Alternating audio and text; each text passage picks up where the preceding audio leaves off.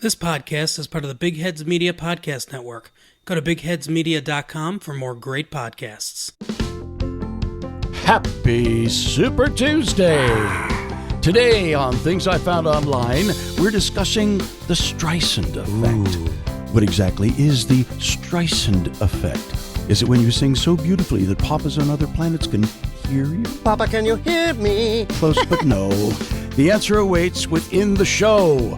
I am Jamie Alcroft here with Danny Mann, Bob Bastenchuri, our guest Jake Palanker, and our fellow internet investigating host, Louise Palanker. Louise. Thank you, Jamie. Yes, we are diving into the Streisand Effect because it is especially pertinent right now on Election Day. Go vote, then come back. We will wait. The Streisand Effect is when a powerful... You voted really quickly. Good for you. Nicely. I just put a big X. You went over those ballot measures. Yeah. Yes. The Streisand Effect is when a powerful person attempts to tell the internet what to do, and the internet says, I will do exactly what you asked me not to do, only louder. It is the bear you poke when attempting to instruct the internet. So it's a lot like parenting. Our guest, Jake Palanker, will elucidate on this dynamic after we check in with Jamie and Danny to learn what you two have been finding online.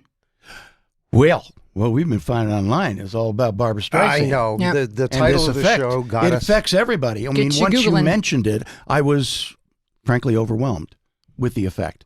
What's interesting is regardless of what the effect is now, before it became a thing, I mean, we remember when Streisand was coming up and just, she, became the singing sensation, and then she became a film sensation. 12 years old or 16 years old or something when she sang on the Ed Sullivan Show? But her accomplishments... Can we get the callers to call in and tell us? She give us an sings answer? very effectively. Oh, my God. I remember, we were watching the Sullivan Show the night she came on. Well, there she is. She was much more awkward looking in the days when she was premiering. You know who Barbara sang? Streisand reminds me of in terms of like when she hit, it was like pow. Who? Adele.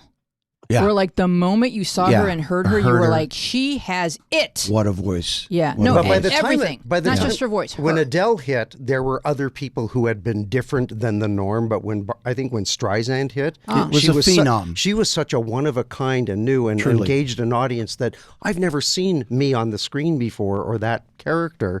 And how she parlayed her singing into, she became the first woman to ever write, direct, produce, and star in a movie. And that was Yentl? Yes. Was that the one? Yeah. Yeah. And she won an Oscar for her very first film role. Which She was trans before trans was cool. Maybe so. Maybe so. Do you find something masculine about her? No, the movie is about a girl who wants to study. So Yes. she Pretends to be a she's boy. Yes, I Bingo. see. And so, and Jake's probably rolling his eyes because I say things that are just not okay. Was she convincing? Was she convincing as a boy? It She was an adorable boy. Can you guys Google Yentl and we'll see I was what never. she's fetching as a young lad. So one of my favorite things about favorite Streisand bits or things that happened was that her very first movie was Funny Girl, and she won the Oscar for it. She actually was the last time that there was a tie for the Oscars. She who tied. she She tied tied with Katharine Hepburn I have a crush on that boy. for Lion in Winter. That boy is That's darling. gorgeous. Gorgeous boy. And so her first line when she's on screen in Funny Girl is "Hello, gorgeous." And when she won the Oscar, she looked at the Oscar and said, Hello, Hello, gorgeous. And it got one of the biggest laughs I've ever heard at the Oscars, which I thought was great. So we're going to go to our guest, Jake Palanker. Jake, are you there? Hello. I believe I am. Jake, can you see us? Jakey, can you hear me? Who need Jakey, people? can you find me in the night? We're the luckiest people. So here's the thing, Jake. You're the one who brought the Streisand Effect to my attention. So there is a Wikipedia page of its own for the Streisand Effect, which explains Yes, there thusly, the Streisand Effect is when an attempt to stop publicity causes more publicity, when an attempt to hide, remove, or censor information has the unintended consequence of publicizing that information. It's basically the internet saying, you are not the boss of me. True. So, Jake, tell us what you would like to explain to us about Yeah, this go for 30 Streisand minutes, go. Effect. Perfect. So what I think is interesting about the Streisand Effect is that it describes internet behavior of many, many people. This kind of predictable pattern of if you try to poke the bear that is the internet, what will happen in response? And for a show that talks about finding things online, the trying to describe not just what being one person online is like, but what being, thousands of very angry people online is. It was relevant back when the Streisand Effect term was coined, but I think it's even more relevant now to talk about angry mobs of people. Maybe they were less angry in 2005 or whatever, but at least now it seems like a whole lot of our culture is based on what angry people online in big groups are doing. And so I thought this would be an interesting way to analyze the history of thinking about the internet kind of as its own entity. Mm-hmm. And in fairness to Barbra Streisand, I think that throughout her life, she was able to quiet something with a legal cease and desist letter. She was able to control and contain. But because this was in 2003, what happened was there was a drone photographer who was attempting to illustrate coastal erosion, and he was flying over Malibu, just filming. And then the images appeared online, and before Barbra Streisand filed her lawsuit, the image of her home had been downloaded 6 times. 2 of those were her lawyers. When the case went public, the photo was viewed by over 420,000 people. So that would be more. Once Barbara realized, I get it. I get how this works. I'm just drawing attention to it. The lawsuit was dismissed, and Streisand was ordered to pay the photographer's legal fees, which amounted to $155,000 and something. Boy. It's easier to fight City Hall than the internet, but I think it was just kind of like a lesson for her too, probably. Well, yeah, I think it's interesting that at this point, not only did that attempt to shut down information go so poorly, there's now an entire effect named after the incident and a Wikipedia page with a copy of that photo. So it's even more widespread, not just in its own instance, but as becoming the name for this entire kind of behavior. Yeah. It's an epic fail. It's also kind of funny that someone who has so many talents and has accomplished so much in her life is now known to another generation for this oddball effect thing that has nothing to do with her accomplishments. Right, and she's a person who was always able to conquer everything, and yet she was not able to do this. And she's probably the first one to admit it at this point. So, Jake, can you share some other examples? Because there's some really, really fine examples that are here to teach and inform and educate all of us. Yeah, absolutely. So what I think is interesting about the effect itself is that it's not always about some famous rich person wanting something specifically. Often famous rich people are related because that makes things more interesting to people. But it can be anything on the failing end of this effect. It can be a corporate Twitter account. It can be an entire government. So there's lots of different cases where the effect is very similar on the internet's response, right? You're telling them, you can't have this, but the actual offender can be many different things. So there's lots of interesting examples about, I would say repressive governments, but that's kind of maybe a nebulous term, trying to say, oh, we have this dear leader and we love them, and then trying to shut down internet discourse around them, totally failing. An example of this might be in China right now. The use of Winnie the Pooh is synonymous with mockery of the chairman of the party or the president or prime minister or something. Is there some sort of subtle resemblance, perhaps? Yeah, Winnie the Pooh is kind of dopey and they're kind of shaped the same, and there's very yes, perfect, thank you. Yes, which is a very common resemblance. Who is who there? Which one better enjoys honey? I was just going to say probably he just likes honey, and that's the similarity. Yeah. So there's lots of examples, and in China, which is such a repressive state, you kind of have to find creative ways to make fun of the government. So at this point, just Winnie the Pooh related media is aggressively shut down, which of course is the reason we talk about that at all, right? If because it was shut down. down. Making fun of them in this interesting way over in China about Winnie the Pooh, no one over here would know about it other than it really makes them mad, or at least they really want it to stop. So that's an interesting, more recent example. Well, a much older example would be related to the Church of Scientology. I don't remember what Tom Cruise said, but he went off and said something really silly in some video, and the Church of Scientology was desperately trying to take this video of Tom Cruise, quote unquote, off of the internet. Didn't he just say, "You complete me"? No, he was yelling at Matt Lauer about whether or not people who suffer from some sort of mental illness would need medication, or if medication would help them. And one of the Scientology tools is you keep saying the person's name, because that gets people's attention. So they learn all these. Like, well, Matt, you're not supposed to take medication, Matt, because you should be able to heal yourself, Matt. And then Matt just pressed a little button that closed the office door. That's a different episode. I'm mixing my metaphors. Yeah. Have we metaphor? Did he have a baseball bat? Anyway, so go ahead about Scientology, because this is an interesting instance.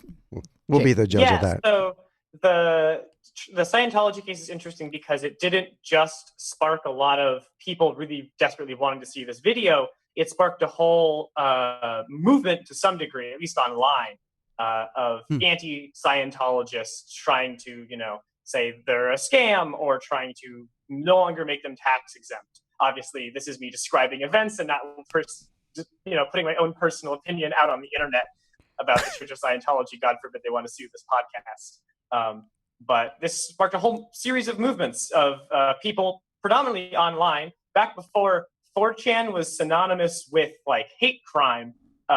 This was actually a popular 4chan movement to try to stop what they believed was genuine harm being done by the Church of Scientology. So trying to get rid of one simple video didn't just blow up and that the video became very popular. It caused a whole bunch of criticism of the entire church itself. So it can be the Streisand Effect can be kind of done by a person trying to get rid of something embarrassing. There's lots of examples of just a celebrity doesn't like that this picture makes them look bad. But there's also entire governments, churches, anyone can be an offender in this case. And it can backfire a little bit, or it can backfire a lot. Are you familiar with... Oh, go ahead, Jamie. Well, anyone's susceptible to the Streisand Effect, apparently. And Anyone. what kind of steps can you take to protect yourself from the Streisand Effect? Well, the internet really doesn't like, at least this is historically the case, people who take themselves too seriously in trying to get rid of something. I just took myself too seriously when I asked that question. A lot of the examples just kind of end with, and then the person who wanted the thing gone stops trying to want it gone. Right. And then people stop being mad. Right. So when you drop a lawsuit or you stop trying to delete videos, people get less mad. But then conversely, people care about the videos a lot less because they only cared about them really because there was controversy. I feel like it follows the natural flow of energy in life, because if you walk into a job acting very competent, but you really don't need it, or you walk away from the car because you don't really need the car, that's when they suddenly have your price available to you. So, yes. Or even with relationships, sometimes it's okay, I'm ready to walk away from this, and then the person is like, okay, let's get married. Shane, don't go. I'll change. I'll do anything. Jake, are you familiar with Tunisia, the incident in Tunisia? I'm not familiar with the specific incident. Do you want to It's a good one. I can read it too. Yeah, in November 2007, Bizarre. Tunisia blocked access to YouTube and Daily Motion after material was posted depicting Tunisian political prisoners. Activists and their supporters then started to link the location of then-President Zine El Abidine Ben Ali's palace on Google Earth to videos about civil liberties in general. The Economist said this turned a low-key human rights story into a fashionable global campaign. So it brings up this question, Jake. How else is the internet and drone photography, for example, impacting the empowerment of the people? And so the internet... Oh, sorry. And what's a low-key human rights story? There were people that were imprisoned. I don't understand that. I don't know how low-key... Well, I'm just paraphrasing from Wikipedia. There are low-key human rights stories all the time everywhere. Right. And we don't know that much about them. Yeah, and we should do something about them. There was a hunger strike in Antarctica. Nobody would know. Nobody. Well, right now there's people waiting way too long in lines to vote. I feel like that's a human rights issue because it shouldn't be that difficult to vote. No. And there's people with kids and pets waiting for them who are going to have to leave the line. So that's low-key human rights. But they had 6 days to vote. But they're not being strangled and stepped on. Well, think about but that could having happen. to go and caucus if you have small children or if you're disabled, having to go and stand in a gym for an hour or 3. That's a whole accessibility issue. Isn't the Iowa caucus still going? Yeah, they're still counting votes. So no results in yet. But I want to know how technology has empowered people. What else are we using to sort of let each other know what to be aware of? Yeah, so I think the internet has definitely sparked off a whole lot of what would be at the beginning called like civilian journalism, right? Anytime some big news story is happening, you can watch the people there and the people around the world respond to it live on Twitter. Yeah. That's really powerful. No editors. A single person with a smartphone can document police brutality or just a celebrity looking bad in public and then spread it everywhere. And so I think that like many things, the internet has kind of democratized access to information and power, but also it's kind of created this amorphous blob of just people online who are doing things, which in this case are very much interested in whatever information is trying to be hidden as part of the Streisand effect. And that can actually take power out of people's hands, or at least individuals' hands. Doesn't it? It's become the new form of mob mentality, hasn't it? Yeah, exactly. It's always important to think about the fact that there are individuals who are being empowered, but also groups of individuals. And are those still individuals expressing free speech, or are they just kind of harassing someone for, I don't know, having... With great freedom comes great responsibility, or with great power comes great responsibility. Do we feel less vulnerable globally, or does it depend on where we live? Oh, God. There are a lot of places where your posts on social media can get you thrown in prison. Yeah. Surprisingly, crazy. one of them is here, or at least jail. You can be thrown in jail for your posts in America too. So it's always important to think about what the real world effect of your speech will be. Right. Well, many of these, mass shooting people, shooters. They shooting people. The mass shooters. Those people with their guns. The shooting people. They warn people online. They're internet savvy, and they plant little text messages, and they plant little I'm ready to snap. Manifestos, and then they go out and kill people. So what's happened is the transparency level of society is just increased exponentially with the internet. We're leaving little thought fingerprints everywhere. Yeah, we're so transparent everywhere. But you have to know what to look for. Jake, what I'm wondering is, although the internet affords us a global platform, doesn't it also enable a given government to find us, record us, track us, as you were mentioning? I guess there's a relative risk depending on where you live. What I know, like in the Scientology story, for example, what they decided to do when a bunch of people in this group Anonymous were like really sure that Scientology was in violation of a lot of human rights as a religion, they all clicked on their website at the same time, and that shut it down. And then a lot of them actually were arrested. It was what they did was considered a crime. So although their intentions may have been altruistic, they were committing a crime, and according to American law. Jake, could you elaborate? Expound. Yeah, I'm going to get very nerdy for a moment and talk about... Wait a minute. Let's back this up. Can we roll that tape, please, from the beginning? Yeah. Exhibit A. A current ruling as of later or previously these past 2 months ruled that using robots to harvest data off of publicly accessible pages is protected as free speech. Oh, good. What? However, using those robots to harvest that data, not to try to actually use the data, but to shut the site down, which is the denial of service attack you were mentioning that Anonymous had done. Right. That is still a crime. And those two things are possibly contradictory results. Hey, you can use robots, but to what? If you accidentally crash a site using robots, is that a crime? Was it an accident? That's happened. They tried to sue, and then it wasn't. So it's very unclear at this point. The laws around the internet are always wibbly wobbly. And it's like conflicting biblical interpretations, right? Yeah. Like you can use it. I'm sorry, Dave, but robots are people too. Yeah, it's like everything these days. It's all fluid. So I can it's go all back fluid. to the government question real quick if you want me to. When it comes to social media, it's important to remember that even though here in America, there's very few things you can post on social media that'll cause you to be at risk of, either state violence or even random acts of violence. Believe That's me. a lot more likely than state violence. I've tried. Yeah. It's I hear to you. remember that the tools to monitor people are the same, right? In Right. China, it might get you on a list, or if you're, God forbid, in Iran, you're not even making it to the real internet. They're going to catch you before then. But here, it's not like we're tracking people less. The government tracks people as much. They just don't knock down doors and split people up and split up families and stuff. That's common, at least.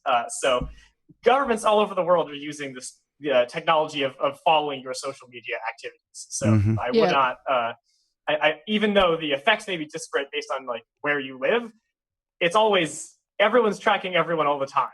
Well, I think here they're tracked right now. They're not putting the zeros and one together and clearly focusing on everything everyone posts here because they don't care about most of it. They care a lot more in other countries about what your thoughts are than they do here. I mean, it could certainly ramp up at any moment. They have the data. That's not true. The government has built enough large data centers to save all of social media forever, and they are planning to. They already have. Damn. So it's not that they don't care what you say. They don't know if they're going to care what you say in the future, so they save it all anyway. So you're being tracked regardless. In case we might care later. Do they expunge it when you die? Oh, no. No. They You will can punish actually- your offspring. So they can punish your offspring. Yes, good. You can submit a Good to freedom of know. information request if you want to, and I think you can do it for dead people. I'm not sure. I'm certain they don't delete it, but I don't know if they keep it with less priority. Jake, are you familiar with the Saudi Arabia incident? It's a. I think I was. I'll get you up to speed. A 2019 study of political imprisonment by the government of Saudi Arabia found that while the incarceration tended to deter individual dissidents from further dissent, it strongly emboldened their social media followers, led to a sharp increase in calls for political reform, and resulted in an increase in online dissent and physical in-person protests overall, including criticism of the ruling family and calls for regime change. Such repression draws public attention to the imprisoned dissidents and their causes, and did not deter other prominent figures in Saudi Arabia from continuing to dissent online. So sometimes it's more difficult. There's more at stake to protest or to try to involve others in your cause, but they do it anyway. These people know that the government is providing the internet. So the government is tracking everything they say and do. But it takes courage, but they're still dissenting. They're still doing it. Yeah. So one of the interesting things that the internet does for dissidents in oppressed countries is that it lets people know if they're killed. That might be dark to say, but dissidents in other countries, repressive governments, get killed a lot. And a lot of cases, like in Tunisia, there's huge protests when what happens is someone who has a somewhat popular blog online about how sometimes the government is bad randomly gets pulled into a van and beaten to death. And then everyone's in the streets, because that's a terrifying thing to happen. It can happen to anyone. All you have to do is have a small blog. So there's a huge power in just posting regularly and then having people online who can check up on, oh, have you been beaten to death? Because then the government, for some reason, that reminds me that back in the Uganda days, in the Idi Amin era, that there was kind of, I think it was an SNL joke. You lived through that. That was amazing. But there was, I think SNL or somebody did a thing about, because somebody was doing Idi Amin and said something about 100,000 people have died under your leadership. He said, oh yes, there was a bus accident. Yeah. They walked into a door. Yeah, really. Yeah. It's like. How about the exploding Samsung, Jake? You know this one? I think we all know the story of the Samsung. We are boomers. Explain. At this point. No. Okay. So batteries are really tough to build. And so if you build a good battery, it'll pack as much power as possible and it'll charge really quickly, because we're all phone addicts at this point, and we wouldn't live without our phone for an hour. This is a lithium battery, right? A lithium battery? Yes. Lithium-ion batteries are often the ones that explode. But they are making batteries out of fun new materials that may explode in fun But new explode ways. too? Oh, great. Fun new way. Oh, that's good news. Fun and explosive. Yes. Yeah, so batteries are always tricky because it's basically like a small stick of dynamite, except instead of exploding quickly, you explode it for like 12 hours to watch YouTube on. It So meanders. So it's a really tough. They're not Wow. very handy for bank robberies. Then. No. Well, if you get enough Samsung Galaxy Yeah. S4s, maybe. No, just But, put your phone in front of the vault. You It'll just go. have to add Mentos and Diet Coke. It's like a probiotic Yeah, for milkshake left special in the sun effects. too long. Oh gosh. Yeah, so the some of the best examples of horrible social media presence from companies comes from when something goes wrong. Obviously, the first thing is to deny that it's happening. You have to. Everyone does it. But then if you ask for proof, you might get exactly that. And that is really bad if it's video of your phones exploding. And then if you try to take those videos down, that is even more controversial and terrifying to say, hey, they denied the phones were exploding. A video of a phone exploding became very popular. And they were like, hey, take that video down. We can't have you showing off that our phones explode. That's just terrible PR. Fake explosion. That was a fake explosion. Yeah, is that the Streisand effect? It was. They was. tried to get the video. They wouldn't. They denied the law. Whatever the claim. They denied the claim. Yeah. They said it was sort of like in a comment thread where it was like source. They were like proof, and so the kid.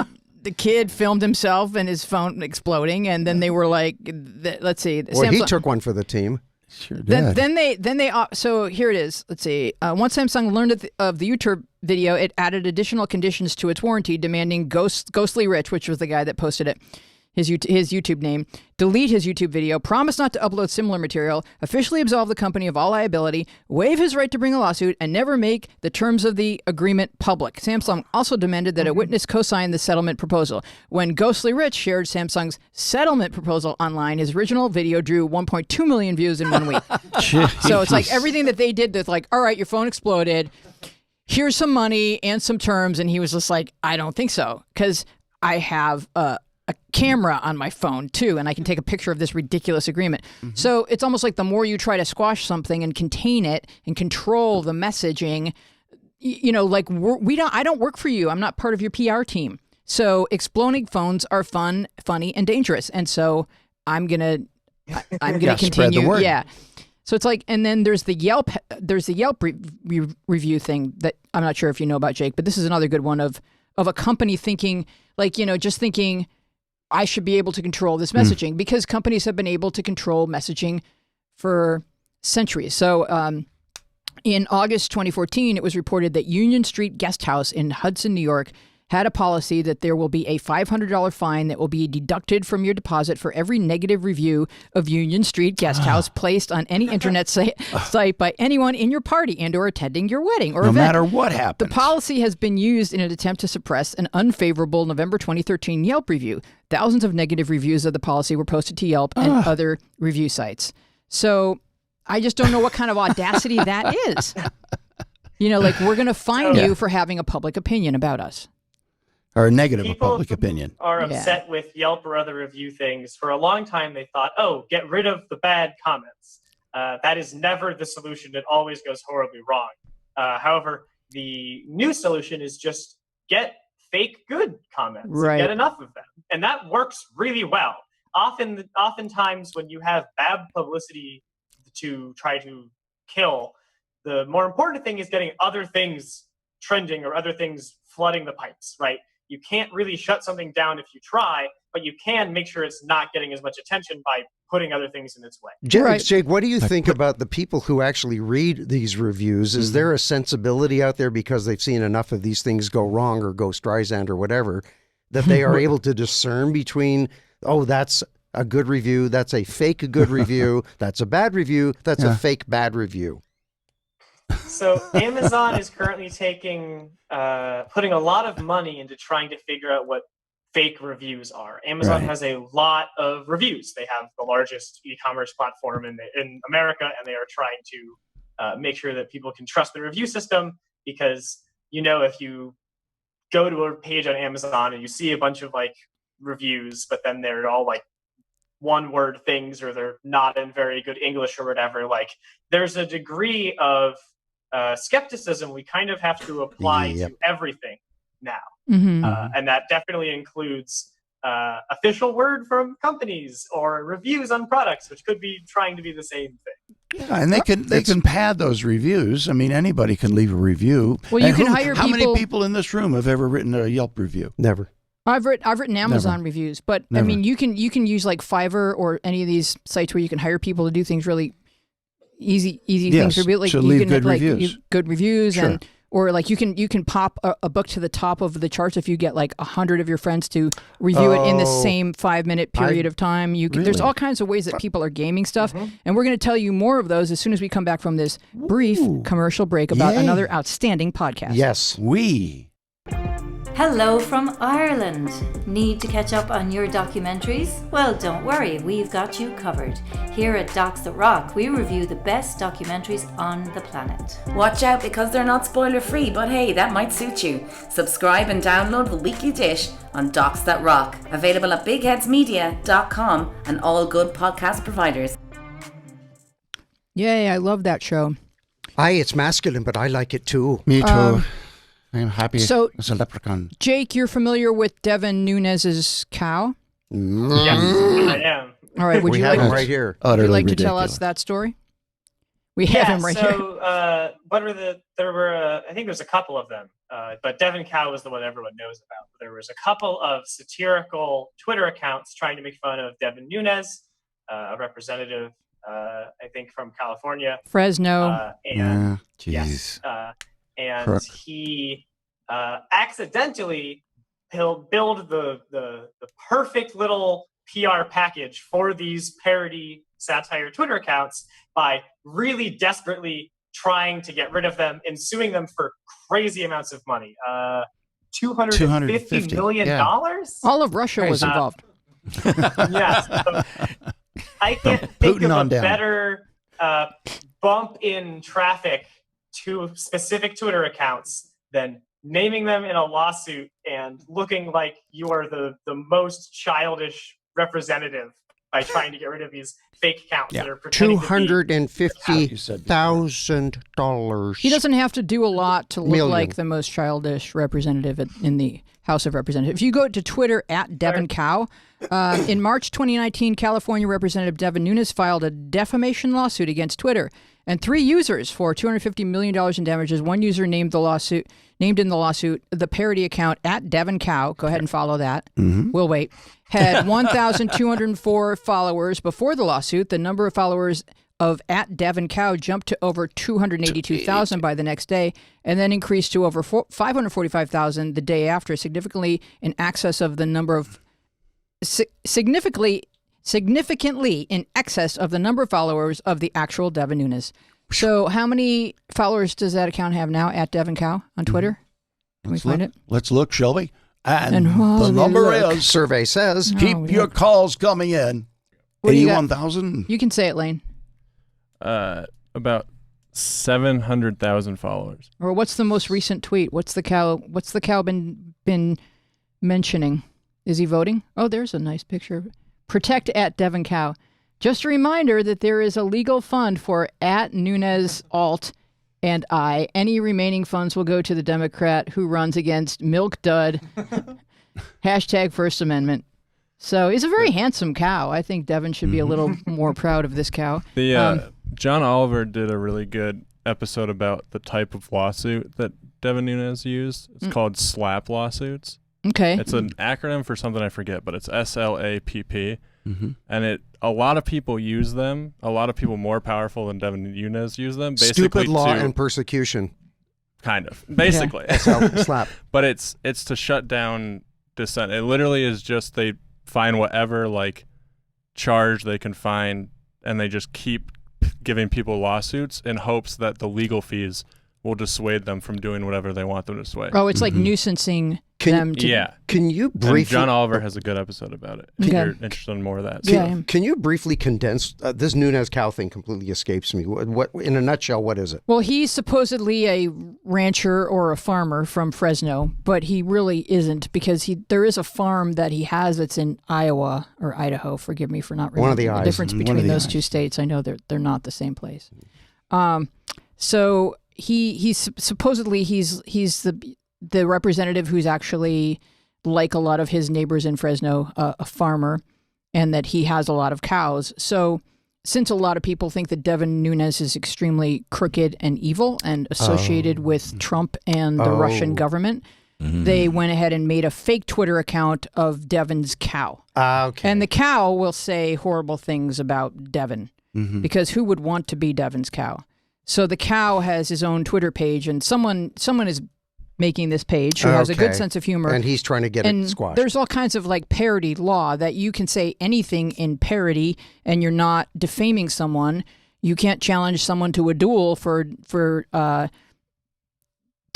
disreputing your honor just because they've said something in parody. It's not the same as you just writing a newspaper article that accuses someone of fornicating with rabbits. That would be slanderous because it's written as news. But if you write something as a joke, if Johnny Carson says a punchline, forgive me for revealing my age.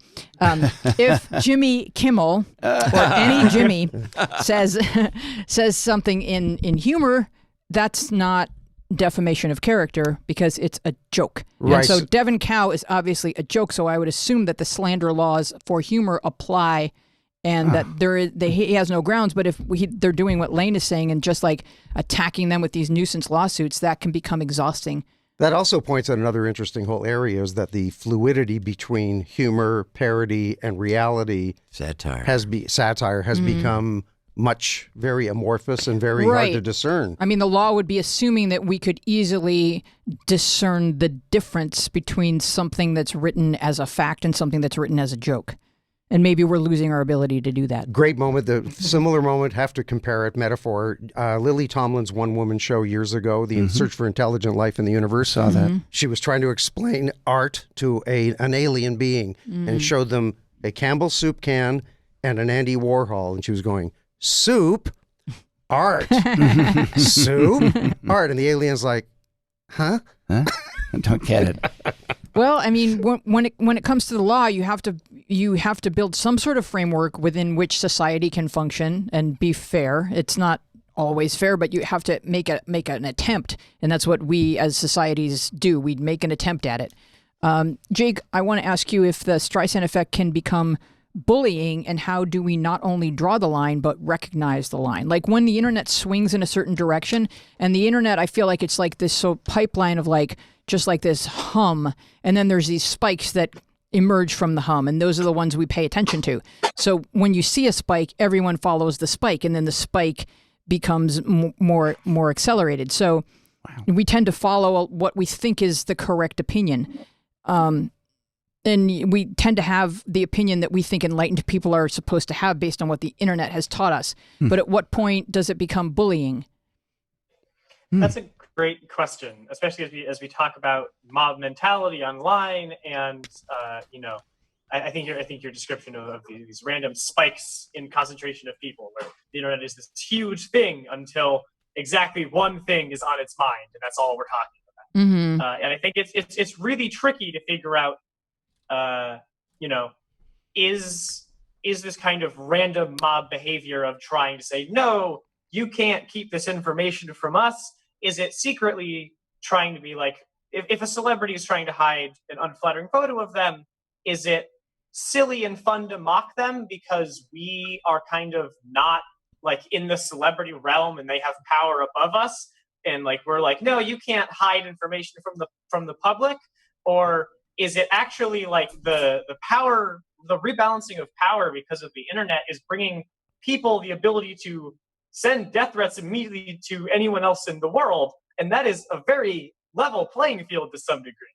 And so we kind of have to rethink about these mob mentalities and these power dynamics of when is it when is it, fighting for truth and free speech, and when is it harassment? Because it's been both a lot of times. Yeah, like if I can use as an example something I think that is a real microcosm of human behavior, and that is the Bachelor franchise. Am I right, gentlemen? So last night on the Women Tell All. You've watched the show?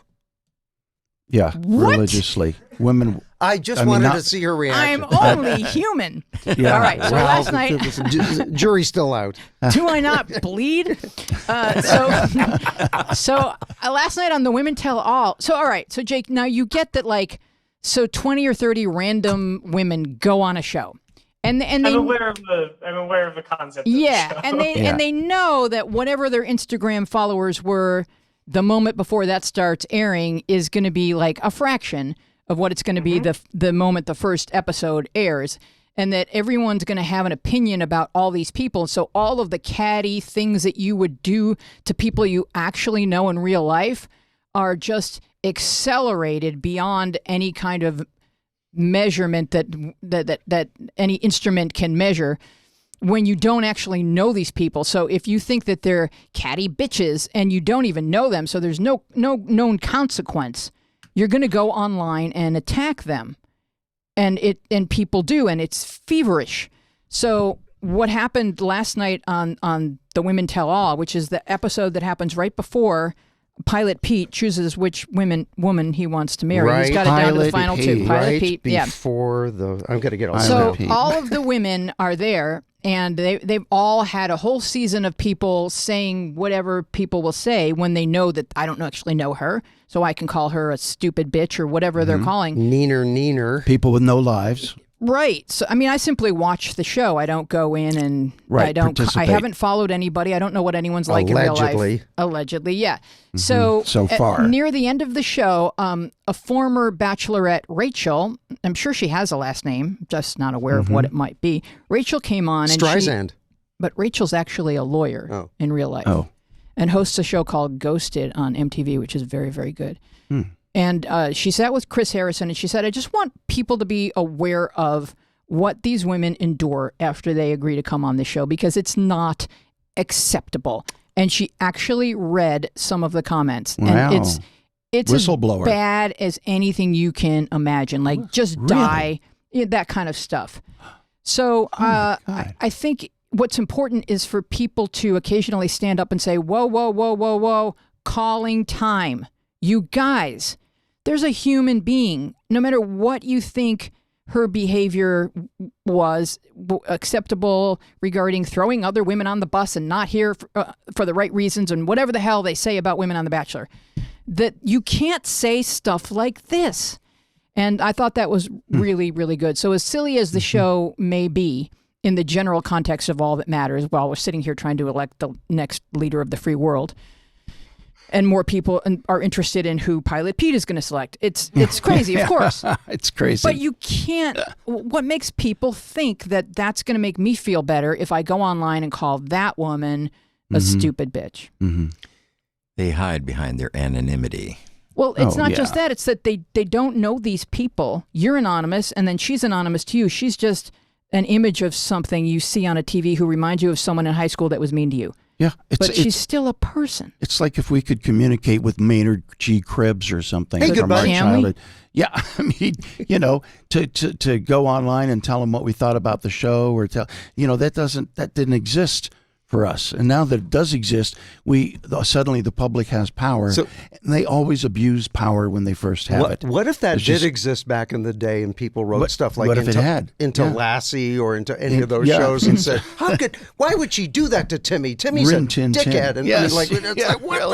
If there were social media, you would just tweet Timmy's in the well, and they wouldn't need a dog. Right. They would. And they would have been merciless with Leave It to Beaver. Oh. That just would have gotten out of hand. All right, we have a little bit of time left, and I want to get into Bloomberg Memes because it is in the title of the show. Jake, explain Bloomberg Memes, how this started, why it is, and what's happening. Yes. So Michael Bloomberg is running for I thought I saw his name somewhere. You may have seen one of his ads. I just saw the one. One of his. He's just running one, but it's very big. $100 million ad. The 3-minute one. Yeah. he is spending more money on this primary than is literally conceivable. And if he wins this primary, he will then spend more money in the general election than I think is morally acceptable to spend doing almost anything. He has such a ludicrous amount of money, and he's just throwing it at everything and hoping that it sticks. Think of how many hookers he could have bought.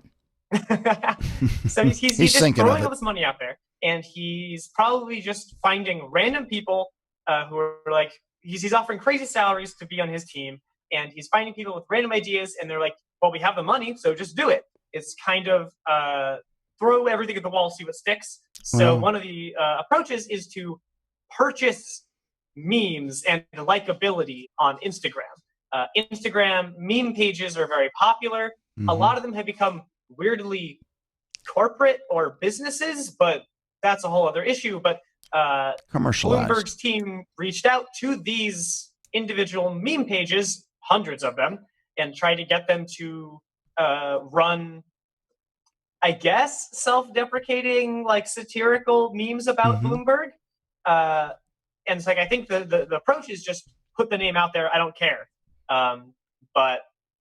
Here's an example. They all take this form where the joke is kind of Bloomberg DMing the meme page, asking them to make a meme, and haha, isn't it funny that Bloomberg is out of touch and he doesn't know what memes are, but he has a lot of money, so here's the money. And it's like it's weird to see someone be so self-aware around not being cool with the youth, not knowing how social media works, but having enough money that they can just do whatever.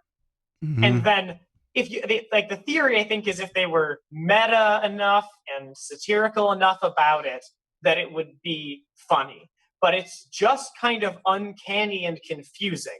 Okay, so what you're saying is if Bloomberg is saying, if I'm in on the joke on me, then that will make me cool. There's there's so many layers to this of how it's interpreted. Right. If I knew what I knew before I knew what you knew I knew. Right. That he's like, aren't I your adorable boomer dad / grandpa? Unless I'm making fun of the fact that I'm that, and then you're saying I'm not that, so now it's a meme. Go ahead. Yeah, exactly. It's the kind of throw yourself, make yourself the butt of the joke before anyone else as the joke. Like it's very confusing, and I think well thought out, but it did not play well. Okay. People, thought it was confusing or uncomfortable. All right, Lane has a lot of Lane has a thought. Well, I think it's like also a culmination of all of this like corporate like brand Twitter that we talked about like on a few episodes ago. Like he is a walking brand. Like he's so rich and so industrial that he's not as a person like outside of his money. So he's just like the walking embodiment of like a corporation essentially. Boy, that sounds familiar of someone else. But it's like except he was never people like that whenever they try, like no brand has been good on social media. There's like not one brand that I like on social media. I thought Wendy's was good or something. Yeah, but like they were fun, but then it's like once you realize that they're in on it and like they're using irony to sell stuff, then it's like not fun to be ironic anymore. You become and then it's like cynical.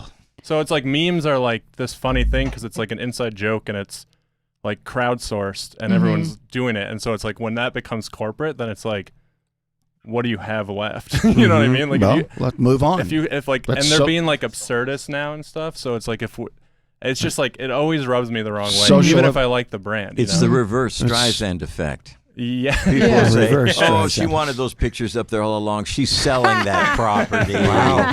It's up for sale. Clever Barbara. Well, the Daily Beast reported earlier this month that the Bloomberg campaign would pay a flat rate of $150 for original content from micro influencers with followings from between 1,000 to 100,000. And if you put Bloomberg memes into Google image search, you're going to see lots of examples. But Jake, what else do we need to know about this? Or it's hard to unpack because what you're saying basically is the internet was like, no matter how you're trying to spin this, we're not in. Yeah, I think it says something about the fact that like the template of a meme is very easily replicable by a corporation or a brand or whatever. You could easily have a brand spit out an image and people look at it and say, yes, that looks like a meme. But to have the internet not kind of recoil is very difficult. And it's doable. I do think it is, but I think it's important to think about the fact like this genre of content has its own kind of culture to it that is to some degree resistant to this. I like how the internet has become they. It's this thing. Well, it's a blob. It is. Well, I think what you're saying is basically the origin story of any meme needs to be us. And if the origin story is any corporate entity, it's not the same thing. It's it upside down. So the ones that have become really enormous or iconic are the ones that started with some funny dude and just kind of sprung up from there and populated themselves. Like organic. Like we're going to talk about the Obama-Biden memes that were huge after Trump was elected. We have some examples of those, but that's someone did one and then everyone else was like, ooh, I can do one. Because it's kind of like, it reminds me of like the Hitler, that Hitler movie where everybody would put in subtitles about what Hitler was upset about. That was just organic and fun to do. Right. Well, it's like any art movement, right? Like it's funny to see memes as art, but in a way that's like what they are. And it's a lot like Dada, where it's a lot, at this point, a lot of the point of memes is to not say anything or to say something so insane that it's incomprehensible because we've been doing it for so long. You mean like President Trump? You like to try and weaponize them for your own purposes is the opposite of what their intention is. Yeah, I feel like it's just really fickle, like what Jake said. I think you can do it right, and I think it's possible, but there's... Do we have a caller? Do we have a caller? Not that I'm seeing. I thought I heard a little ding. I heard a funny thing too. Newt Gingrich said that Donald Trump worked the system perfectly Wait, that way. Wait, hold on. Hello? You fellas, wait a minute here. What are you guys doing? Who's that? I understood you used my name again. The Streisand Effect. Is that Barbara? Is that you, Barbara? Oh my God. I have got to give you a cease and desist letter, but I know it'll end up on Instagram, LinkedIn, Pinterest, TikTok, Periscope, Facebook, everywhere. Everywhere. Well, I have decided to go with the flow because I'm very that way. We could use I'm the publicity. naming my new album. If you sue us, that could be huge She's for the show. She's naming her new. Say that again, Barbara. You're naming your. I am naming my new album The Streisand Effect. Is the house for sale? Good. At least you have a sense of humor about it. The house is not for sale. Yeah, James and I are very happy. Lovely garden. Are you Mall in the Scientologists? basement. I'm confused. Barbara Streisand's a Scientologist? No. Were we discussing that? No. Oh, you're not. She's just out. Scientologist, She's out on her deck waving when the drone goes by. That's how you go with I the could flow. buy a drone at Walmart for $19.99. That's $19.99. I had to pay $100. How much did I pay? What did I pay, James? $155,000 Oh, plus my God. $567, a little extra for that drone photographer. I hope he's happy. Well, next time you could just buy the internet. Well, I've been thinking of that, but I don't know how to get on. But you don't know your Wi-Fi password, do you, Barb? Well, the nails are in the way. Yeah, I can imagine. Nails are in the way.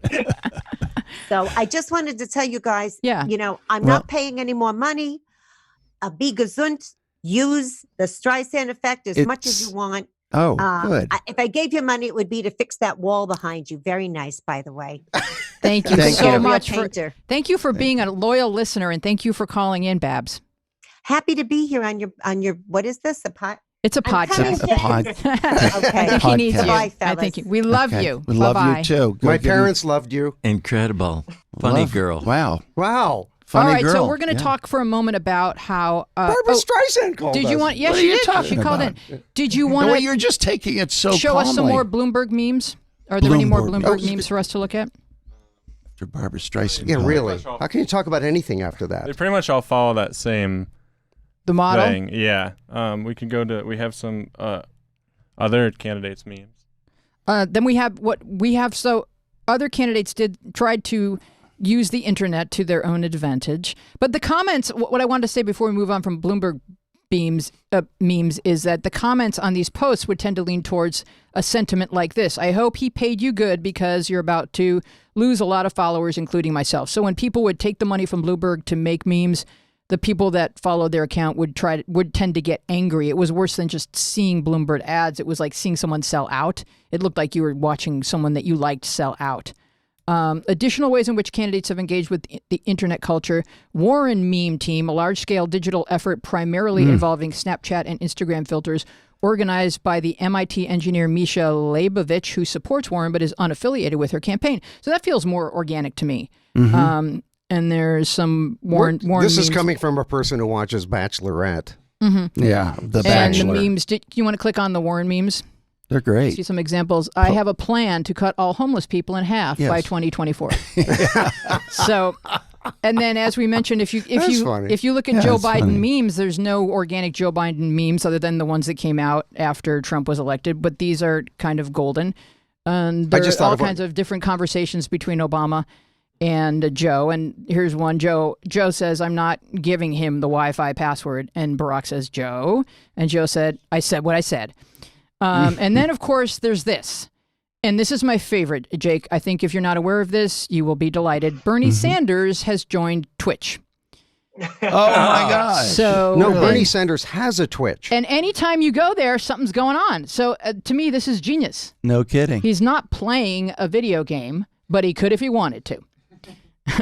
He has a Twitch. He has a Twitch. I have a Twitch. So to me, that's just irritating. Smart. That's like, why wouldn't you join Twitch? There's always a rally somewhere. It's kind of like I Love Lucy. It's always on. Well, I just thought of a new Someone bumper. somewhere is holding a Bernie sign at every given moment in time.